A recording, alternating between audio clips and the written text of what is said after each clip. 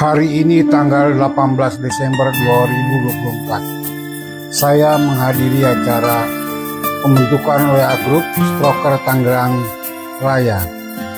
Saya menggunakan kereta listrik KRL dari stasiun Kota Bekasi sampai menuju stasiun Tangerang Raya. Perjalanan memakan waktu 3 jam lebih. Sungguh sangat melelahkan, tapi saya senang menghadirinya.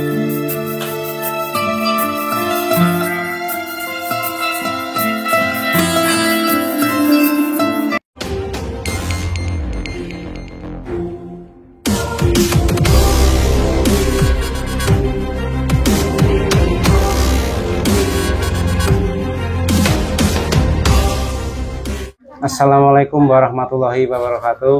Salam sejahtera bagi yang muslim. Alhamdulillah, pada siang hari ini saya mengucapkan banyak-banyak terima kasih pada teman-teman stroker, khususnya stroker Tangerang Raya, Serang dan Cilegon dan sekitarnya. Alhamdulillah pada hari ini kita masih diberikan nikmat sehat, nikmat panjang umur, sehingga kita bisa berkumpul pada siang hari ini tanpa ada halangan suatu apapun. Yang kami hormati Bapak motivator kita sekaligus YouTuber Bapak Haji Komarudin Rahmat. Selamat datang Pak. Yang kami hormati penggagas silaturahmi stroker Tangerang Raya, Serang, Cilegon, Bapak Yusuf Mana. Yang kami hormati bapak-bapak dan ibu-ibu sekalian yang tidak mungkin saya sebutkan satu persatu. Assalamualaikum warahmatullahi wabarakatuh. Salam sejahtera bagi kita semua. Pertama-tama saya ucapkan terima kasih luar biasa kepada tuan rumah pada hari ini yang menyiapkan tempat dan rumahnya untuk kita berkumpul bersama-sama dengan tujuan itu agar struk Tangerang Raya dan Serang, Cilegon dan sekitarnya untuk kita menghimpun dan kita berkumpul bersama-sama. Kemudian dari sini tujuannya itu supaya jangan menyendiri di rumah. Biasanya banyak stroker yang trauma, banyak yang malu. Nah, itu masalah psikologis, Pak. Kemudian itu yang gagasan kita membentuk wadah ini, komunitas WhatsApp Group Tangerang Raya, Serang, Banten dan sekitarnya. Ada 2 stroker di sini yang tergabung dalam WhatsApp Group. Misalnya Budina di sana di Rawakidang itu trauma berat. Kemudian yang kedua Pak Ustadz Nuryadin yang tinggal di Picung, Ketos, Pasar Kemis, yang saat ini beliau itu sangat-sangat trauma. Bahkan dalam WA-nya dengan Pak Japri dengan Pak Haryono, bahwa saya itu membunuh diri aja daripada begini gitu. Nah, saya juga pernah memberikan saran beliau bahwa tetap semangat. Nah, itulah tujuan kita waktu itu membentuk suatu komunitas.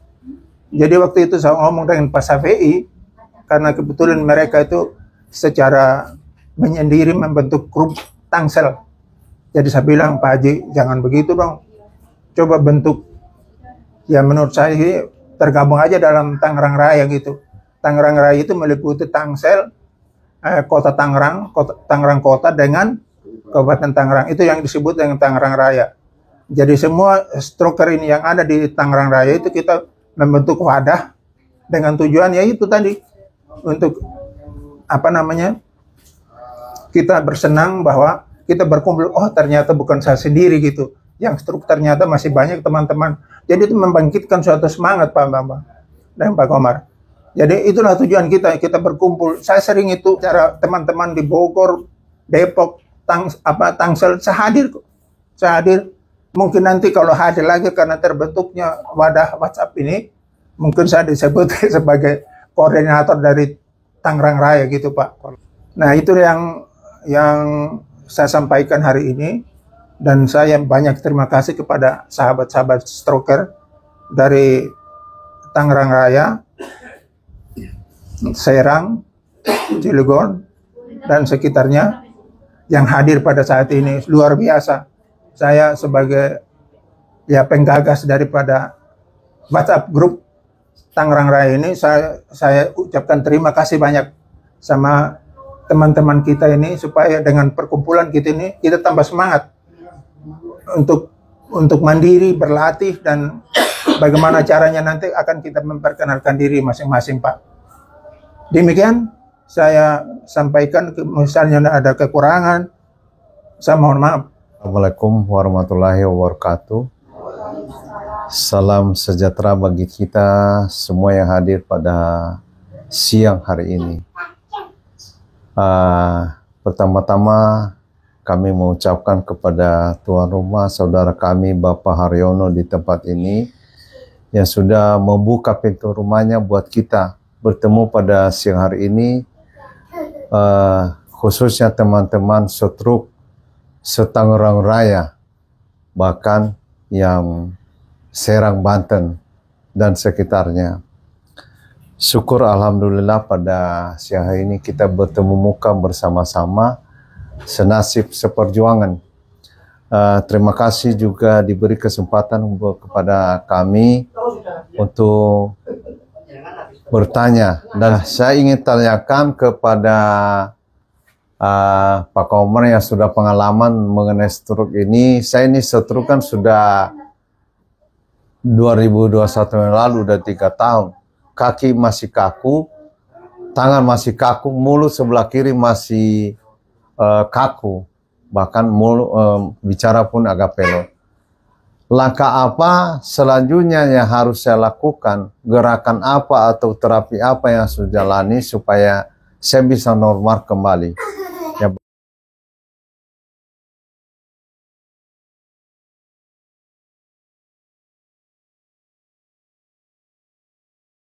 Baik, ini adalah pertanyaan bagus dari Pak Harepa, dan kita sudah lihat tadi bagaimana beliau berjalannya.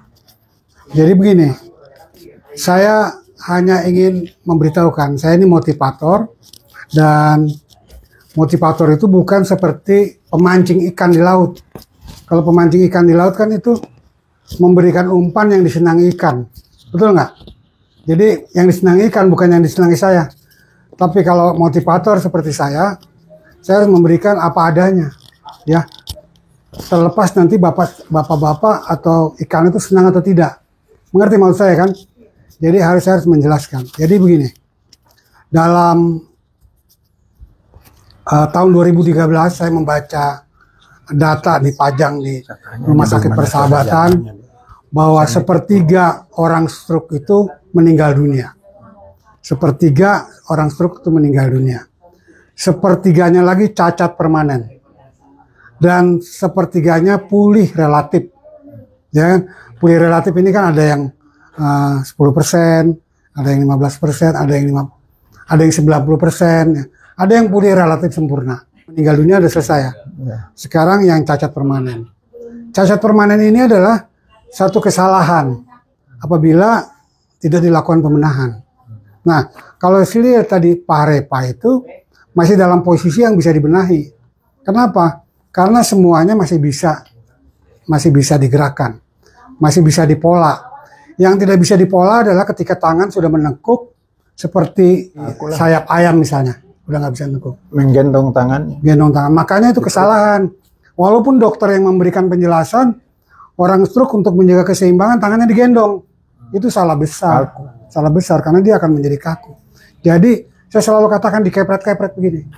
Dikepret-kepret. Memang nyaman kalau kita tekuk. Tidur kita tekuk nyaman. Jadi kita harus. Nah, pertanyaan dari Pak Harepa tadi bagaimana caranya? Caranya adalah di rumah sakit itu ada yang namanya fisioterapi, ya kan? Latihan-latihan itu terapi yang paling benar ketika orang pemulihan stroke. Terapi-terapi yang lain itu semua adalah orang-orang yang mencari peluang dalam bisnis. Mencari peluang dari orang stroke, ya kan, macam-macam terapi, ada yang dibakar, ada yang di apa. Yang betul adalah fisioterapi. Datang di sana nanti dilatih caranya berjalan, cara mengulang-ulang gerakan gitu. Nah, tapi ketika kita mendapatkan teori itu dari penterapis, diulang-ulang di rumah. Jangan kemudian kita di latihan di tempat terapi, pulang tidur ya, nanti seminggu lagi balik ya nggak percuma. Jadi yang dilakukan adalah kita harus rajin jalan. Saya dulu tidak mengenal fisioterapi, tapi saya karena saya berpikir sendiri, saya jalan jauh. Untuk itu tadi Pak, itu kan jalannya masih susah tuh. Coba Pak Harepa jalan jauh, jalan. Jangan berpikir, wah ini gue bisa sembuh apa enggak. Jangan begitu, jalan aja. Seolah-olah kita menikmati hidup itu. Nanti lama-lama akan terjadi perubahan. Memang orang kadang-kadang, wah nggak mungkin ini berubah, nggak mungkin berubah. Saya sudah banyak mempodcast orang yang pulih, itu rata-rata memang mereka berjuang. Jadi jangan berharap orang stroke itu bisa pulih tanpa berjuang. Bahayanya orang yang tidak pulih kenapa? Misalnya dia di tempat tidur, misalnya dia masih susah begini, kemudian stres, yang terjadi apa? Serangan stroke berulang. Ketika terjadi serangan stroke berulang itu lebih berbahaya lagi. Gitu. Jadi yang pertanyaan Pak Harepa itu adalah, jawabannya adalah Pak Harepa harus berjuang. Mulai sekarang berjuang Pak. Berjuang. Ya tangan yang itu susah banting-banting. Latihan jalan. Bagaimana caranya berpikir sendiri, bisa berpikir sendiri. Seperti itu ya Pak Harepa ya. Baik. Ya, silakan yang lain yang mau bertanya. Ya, terima kasih Pak. Nih, saya bertanya nanti ada hubungannya dengan Pak Haji Komar. Bisa nekat nanti jalan kaki itu dari Jogja sampai ke Bandung. Nah, banyak teman-teman strokers yang tanya, yang japri sama saya, Pak, kok Pak Komar itu yang mana gitu. Makanya saya undang Pak hari ini. Nah, bagaimana Pak Komar itu bisa, apa yang menjadi motivasi sehingga pinjam istilah dari teman-temannya jadi nekat. Pertanyaan dari Pak Yusuf mana, mengapa saya nekat jalan dari Jogja Bandung? Sebetulnya yang paling heroik adalah ketika saya jalan dari Bandung Jakarta. Kalau Jogja Bandung itu saya sampai Banjar saja. Jaraknya 280 km karena kaki saya terluka. Tetapi tahun 2019 dalam rangka memperingati Hari Stroke Sedunia, saya jalan kaki dari Bandung Jakarta selama 5 hari. Itu yang merupakan suatu hal yang berat. Nah, mengapa ini saya lakukan? Karena begini, ketika itu perjuangan saya sangat berat untuk mencapai kepulihan.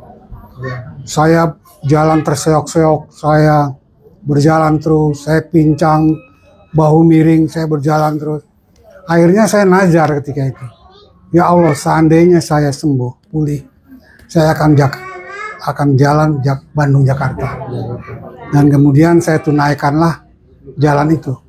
Dan saya dikawal jalan itu oleh salah satu yayasan kesehatan di Kota Bekasi, namanya Cahaya Foundation. Mereka mengawal saya dengan ambulan perjalanan itu, dan alhamdulillah sampai di Monas berhasil. Jadi, nah kemudian wartawan banyak yang menanya, apa motivasi saya? Pertama, motivasi saya katakan karena saya nazar. Yang kemudian kedua, saya ingin agar orang jangan sampai terkena stroke. Karena stroke itu sangat memberatkan dan sangat menyusahkan. Tetapi bagi orang yang sudah terkena stroke, jangan berkecil hati. Karena stroke itu bisa sembuh dan bisa pulih. Dan sampai saat ini saya selalu mengkampanyekan itu. Agar jangan sampai terkena stroke. Dan bagi orang yang terkena stroke, jangan sampai terkena stroke berulang. Karena itulah maka kiat-kiatnya saya sampaikan. Jangan begini, jangan begitu. Jangan makanan yang berlebihan, jangan pikiran yang kacau. Saya hanya ingin menambahkan tadi pertanyaan dari Pak Harepa dengan pengalaman pribadi saya. Jadi pada waktu saya pun bicara agapelo, Pak. Bicara agapelo itu saya di rumah kebetulan masang wifi, ada YouTube-nya, Pak. Jadi saya cari YouTube musik itu nyanyi. Jadi saya siasatin tiap hari saya nyanyi, Pak. Di waktu senggang saya nyanyi. Juga untuk supaya berjalan agak lancar, saya melakukan olahraga ekstrim, Pak. Seperti tengah hari saya jalan kaki tanpa alas kaki. Terus saya belajar lompat.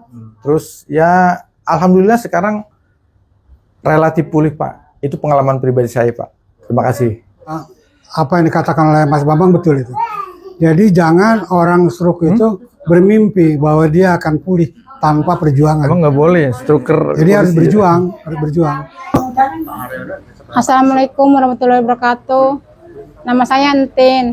Saya mau bertanya, gimana cara Pak ya semangat saya tinggi? Cuma rasa takut masih ada Pak, was-was gitu Pak.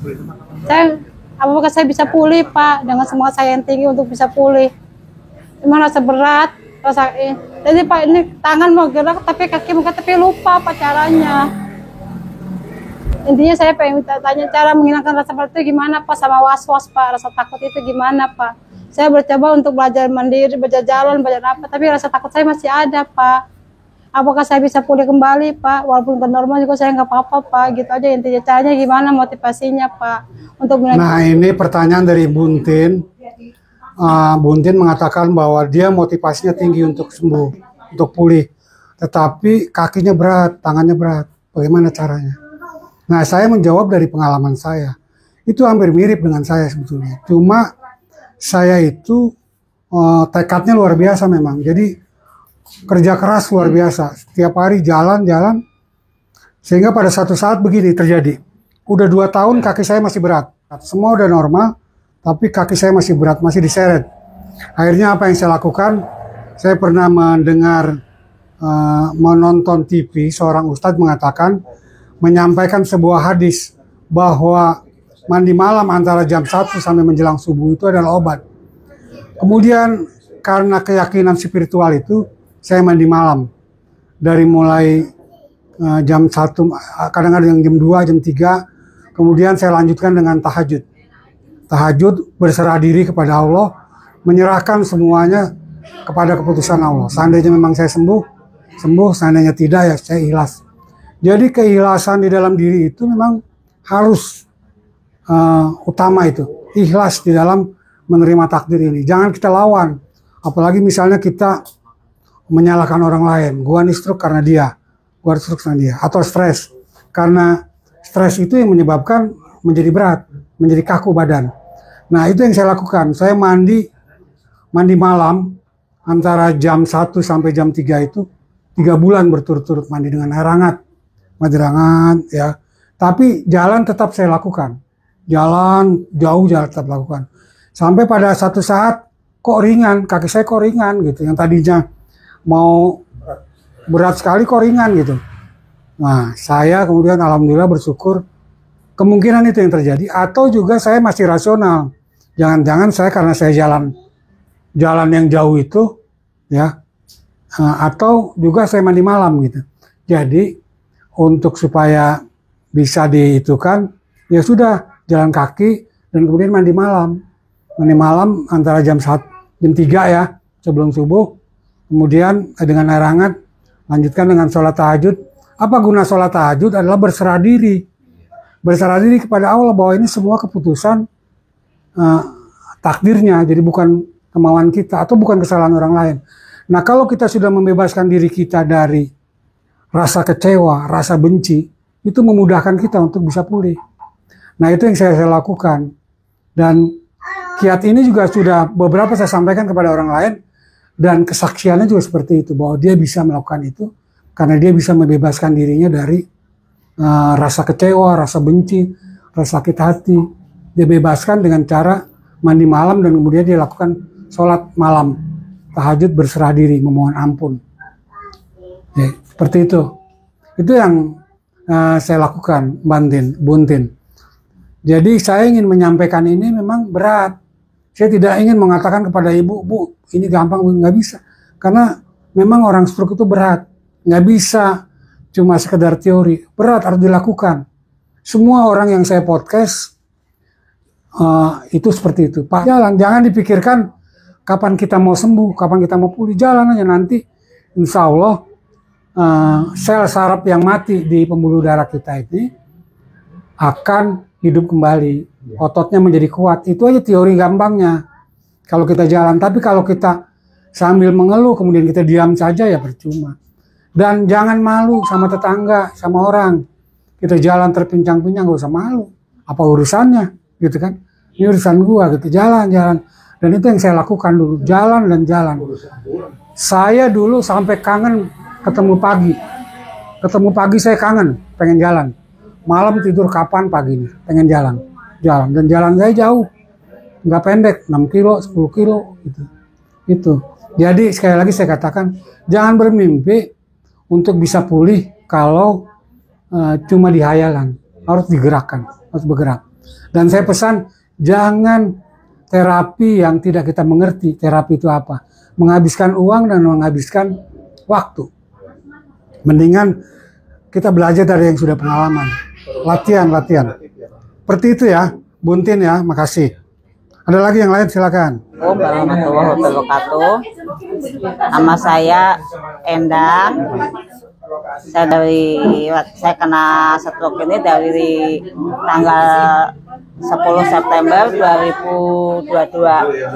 Nah, sampai saat ini yang jadi permasalahan saya dan ingin saya tanyakan itu kondisi tangan ya, yang belum untuk membenahi gimana caranya tangan saya ini bisa lurus kembali seperti yang kanan. Jadi kalau tulisan seperti ini, dia tuh selalu secara refleks itu nekuk ke dalam. Begitu juga dengan cara jalan saya, suka juga masih oleng gitu, masih sepoyongan lah, masih tersiok-siok. Mengenai pertanyaan Bu Endang tadi, itu kan ada problem di tangannya. Jadi kalau menurut saran saya, itu datang saja ke fisioterapi, Bu. Fisioterapi nanti akan memberikan arahan tentang bagaimana meluruskan tangan. Tetapi kalau pengalaman saya yang seperti itu, bisa berpikir sendiri, Bu. Pak Zulkifli itu orang Tangerang juga, dia itu menggunakan bambu, Bu. Jadi bambu direntangkan, kemudian nanti tangannya diluruskan. Tapi itu harus konsisten dilakukan. Jadi sebetulnya kita bisa berpikir sendiri ya, dalam menangani problem dampak stroke ini kita bisa berpikir sendiri.